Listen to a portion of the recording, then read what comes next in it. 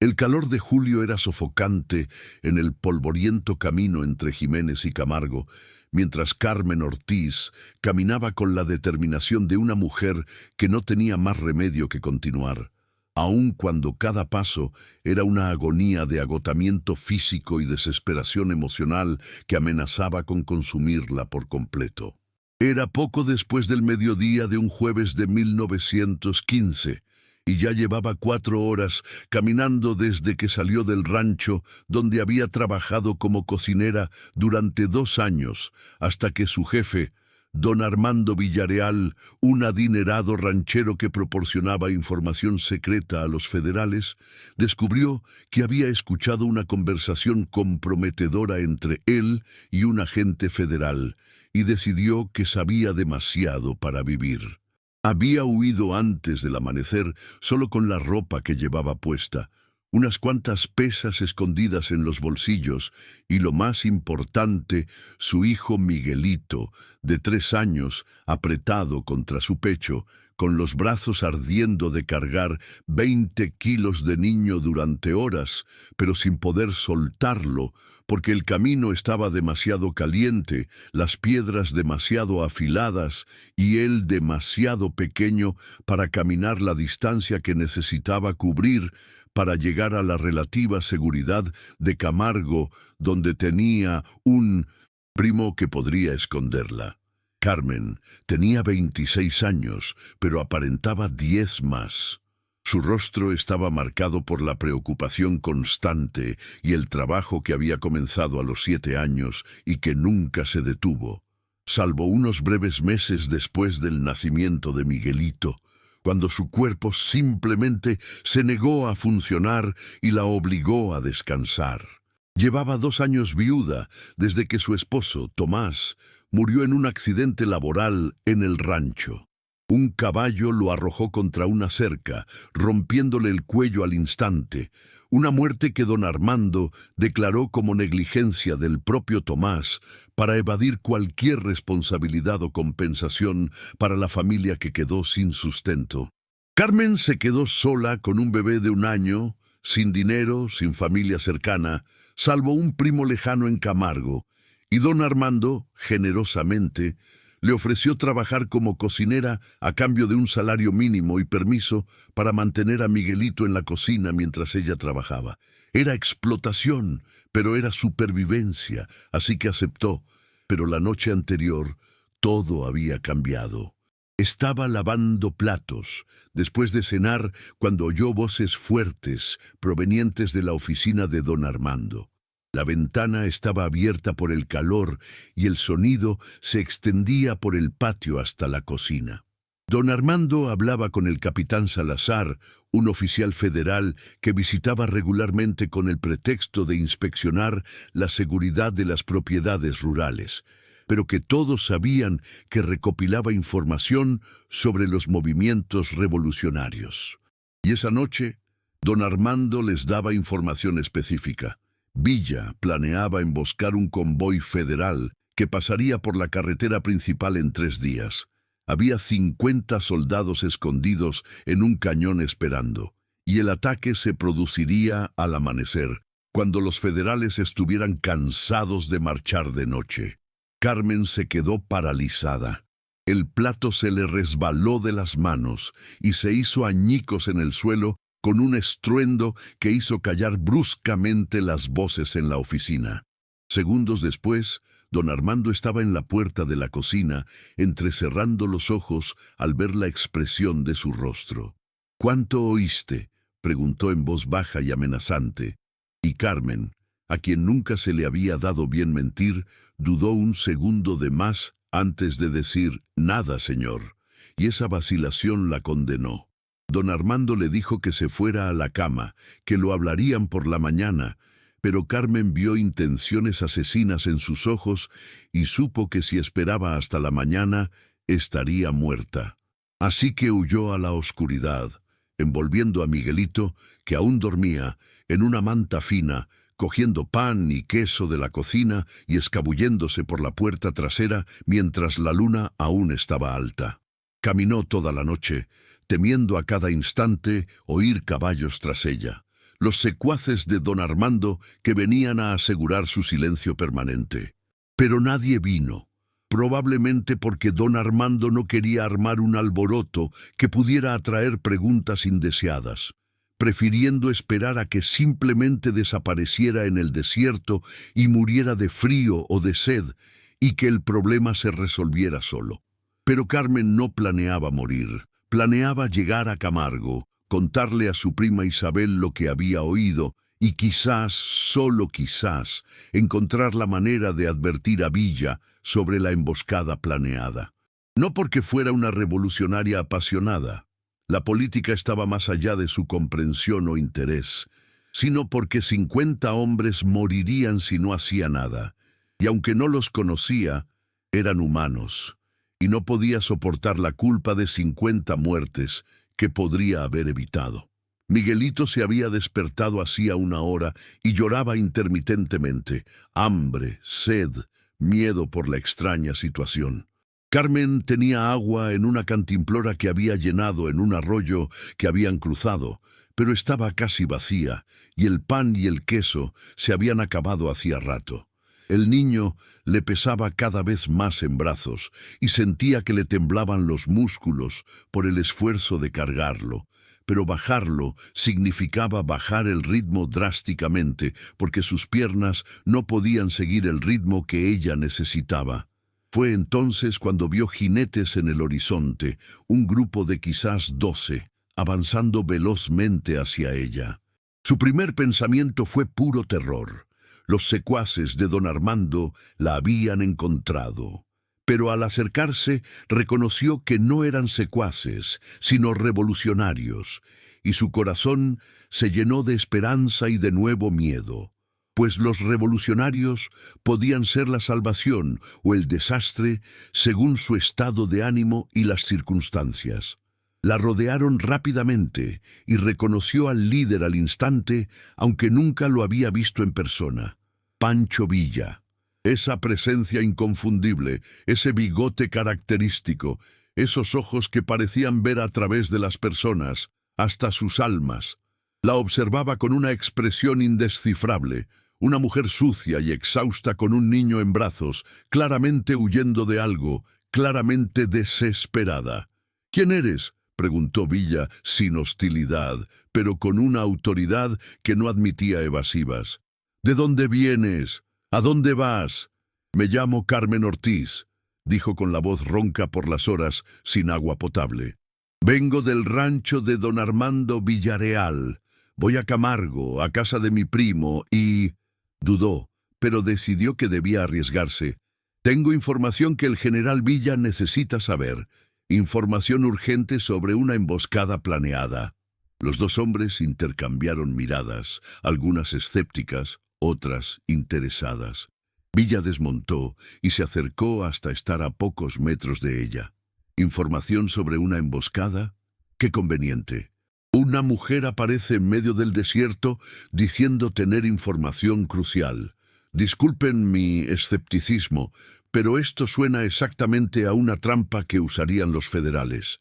Enviar a una mujer con un niño porque parece inofensiva, hacernos bajar la guardia y luego hizo un gesto vago. «No es una trampa», protestó Carmen. «Escuché a don Armando hablando con el capitán Salazar. Planean emboscar el convoy que atacarán en 3 días.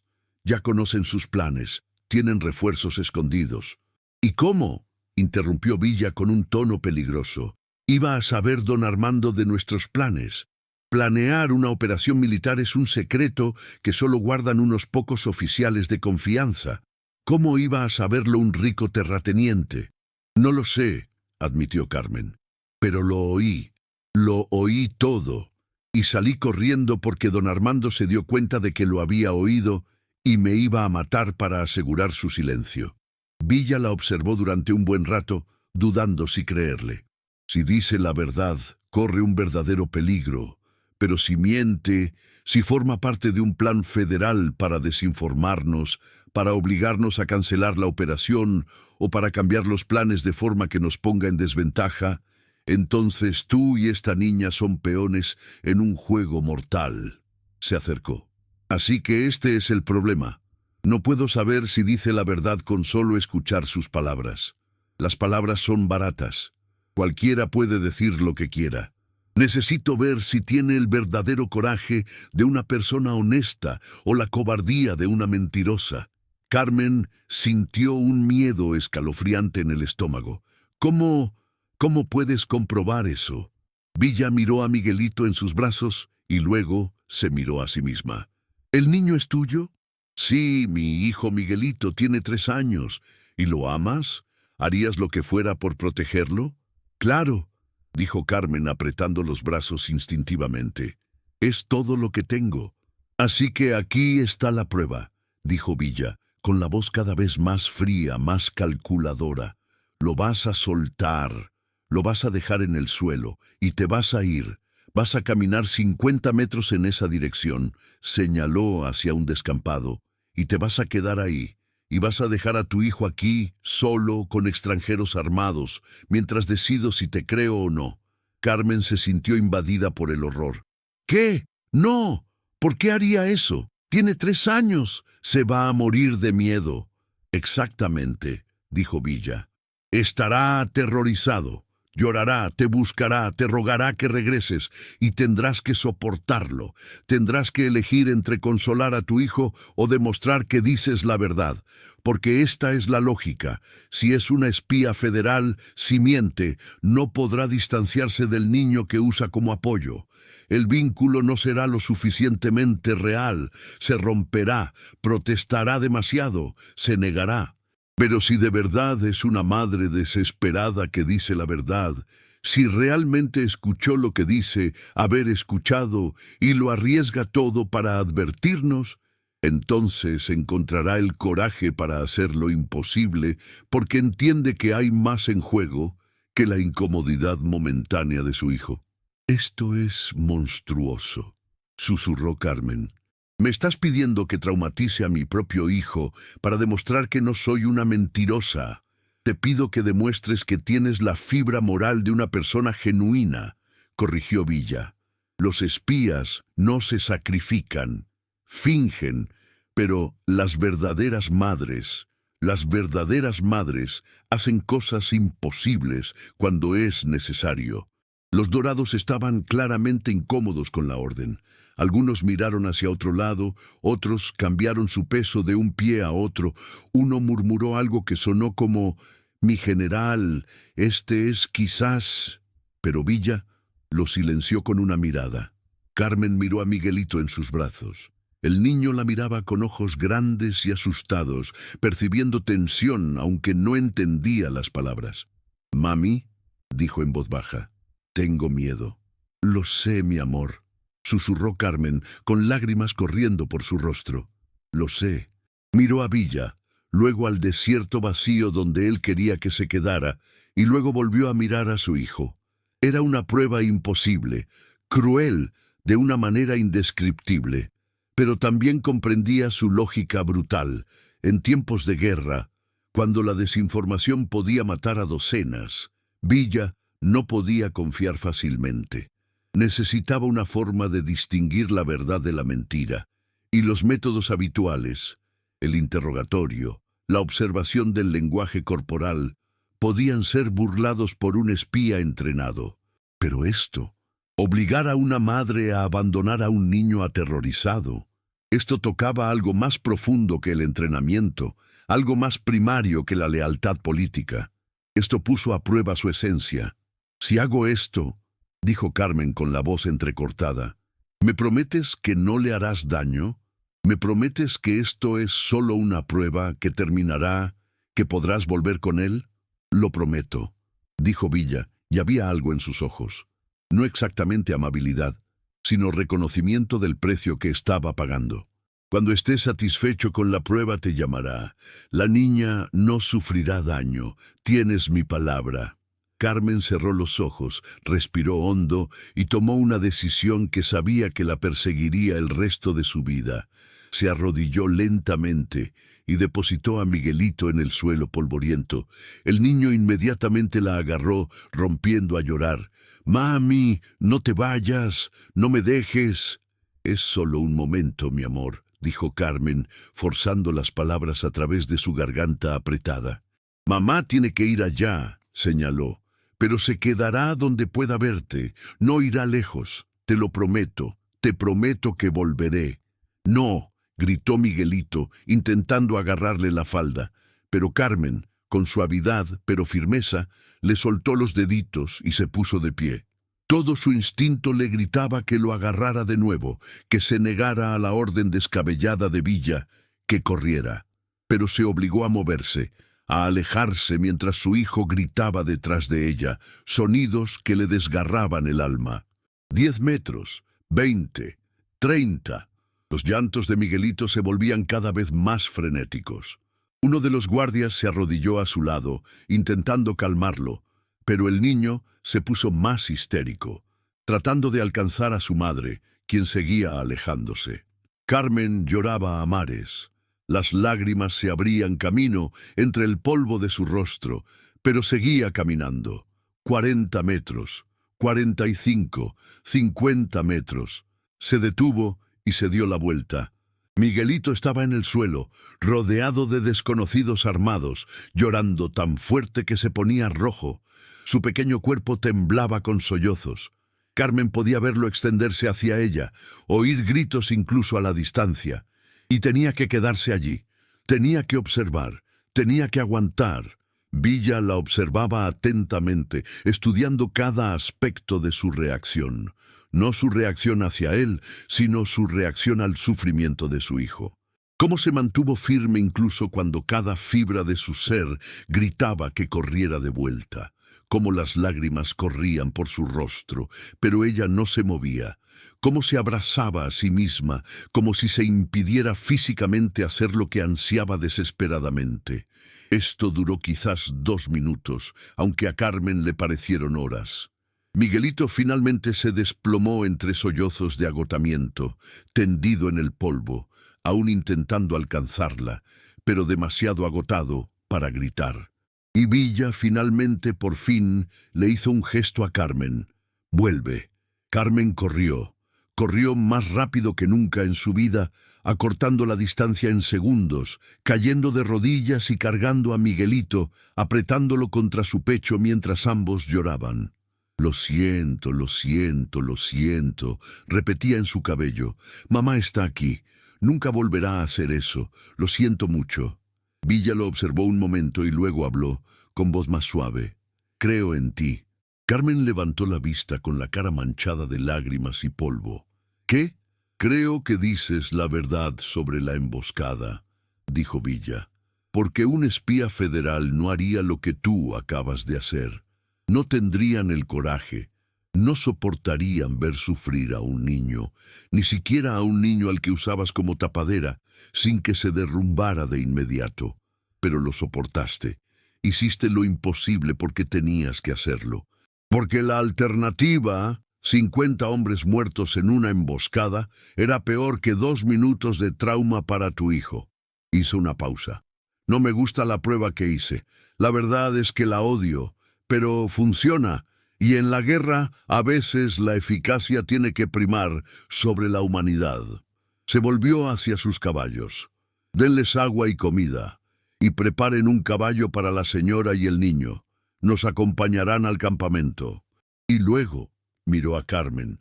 «Me contarán todo lo que oyeron con detalle y ajustaremos nuestros planes en consecuencia». En las horas siguientes, Carmen lo relató todo. Cada palabra de la conversación que había escuchado, cada detalle que recordaba sobre la posición de las fuerzas federales, sobre el capitán Salazar y sus visitas regulares. Villa escuchó atentamente, haciendo preguntas, verificando detalles y finalmente concluyó que la información era legítima y valiosa.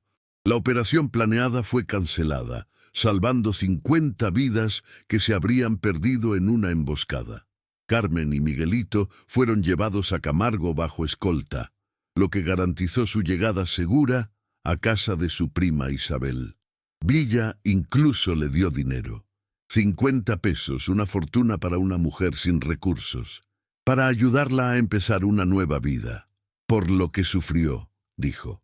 y por lo que permitió que les pasara a ti y a tu hijo. Era necesario, pero no era justo. Miguelito tardó semanas en recuperarse por completo del incidente.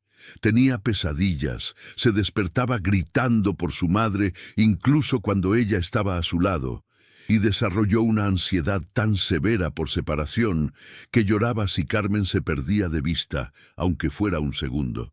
Carmen trabajó con él con paciencia, sin volver a irse salvo cuando era absolutamente necesario, reconstruyendo la confianza que se había roto en esos 2 minutos en el desierto. ¿Y qué había de ella?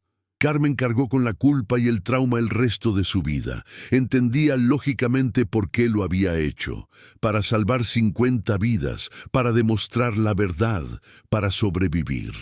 Pero emocionalmente siempre se preguntaba, ¿había otra opción? ¿Podría haberse negado a la prueba de Villa y que aún así le creyeran? ¿Era realmente necesario traumatizar a su hijo o solo una crueldad que permitió porque tenía demasiado miedo para resistirse? Años después, cuando terminó la revolución y Miguelito era un adolescente de 13 años sin ningún recuerdo consciente del incidente, era muy joven cuando ocurrió, Carmen le contó la historia. Esperaba rabia, resentimiento por la decisión que había tomado, pero en cambio, él la abrazó y le dijo: «Salvaste a 50 hombres, mamá. Algunos también tenían madres. Diste 2 malos minutos para darles décadas de vida. Eso creo que fue valiente». Pero Carmen nunca se sintió valiente. Se sintió como una cobarde que se rindió ante una prueba brutal, como una madre que traicionó su instinto más profundo de proteger a su hijo a cualquier precio. Villa lo llamó coraje. Ella lo llamó desesperación. Quizás ambas tenían razón. La historia finalmente se difundió, con versiones distorsionadas, por supuesto. En algunas, Carmen abandonó a su hijo por completo, demostrando su insensibilidad. En otras, se negó y fue ejecutada delante de su hijo. En otras, la prueba nunca se realizó y fue propaganda inventada para hacer que Villa pareciera más humano o más cruel, según quien lo contara. Pero la verdad era más compleja que cualquier versión simplificada. Villa hizo algo monstruoso: usar a un niño como herramienta para pruebas psicológicas, pero también salvó 50 vidas con esta crueldad. Carmen hizo algo imposible: abandonar a su hijo que lloraba para demostrar la verdad. Pero también sabía que la alternativa, ser asesinada por mentirosa junto con Miguelito, era peor. No había héroes en esta historia, no había villanos evidentes, solo personas que tomaban decisiones imposibles en circunstancias imposibles, cada una con un precio que las perseguiría durante años. Cuando Villa fue asesinado en 1923, Carmen, que entonces tenía 34 años y trabajaba como cocinera en un respetable restaurante de Camargo, sintió emociones complejas: alivio de que el hombre que la había traumatizado estuviera muerto, pero también una extraña gratitud, porque él le había creído cuando pudo haberla matado, porque había salvado su vida y la de Miguelito, aunque primero exigiera un precio terrible. Encendió una vela por él, no en señal de perdón, sino en reconocimiento de que él, como ella, había tomado decisiones imposibles en tiempos imposibles. Y quizás esa era la mayor paz que se podía esperar de una guerra que transformó a todos, revolucionarios y civiles, generales y madres, en versiones más duras y rotas de sí mismos, cargando con culpa y traumas que ninguna victoria política podría borrar por completo. El día que Villa le dijo a Carmen que lo dejara todo para demostrar valentía, no se trataba de valentía, sino del precio imposible de la verdad en tiempos en que las mentiras podían matar a decenas. Se trataba de lo que hacen los humanos cuando se ven obligados a elegir entre imposibilidades, entre el instinto maternal y el bien común, entre un trauma mínimo y la muerte permanente, entre la humanidad personal y la supervivencia colectiva. Y no había una respuesta correcta, solo decisiones que atormentan para siempre, sin importar cuál se tomara.